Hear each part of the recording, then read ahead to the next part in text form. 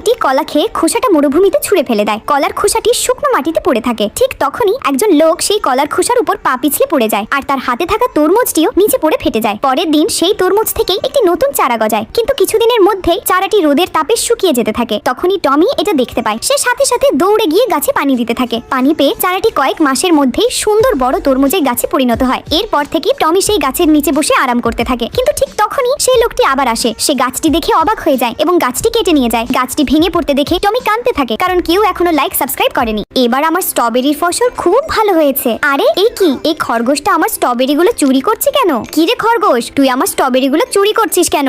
ওরে বাবা, এই টমি তো আমাকে দেখে ফেলেছে। এখন আমার দ্রুত পালাতে হবে। আর কখনো যদি তোকে চুরি করতে দেখি তাহলে দেখিস কি করি। এই তো, এই আপেলগুলো খুব বড় হয়ে গেছে। আরে এই কি, আবার ওই খরগোশটার শব্দ পাচ্ছি। আরে এই আপেলগুলো দেখতে তো খুব সুস্বাদু দেখাচ্ছে।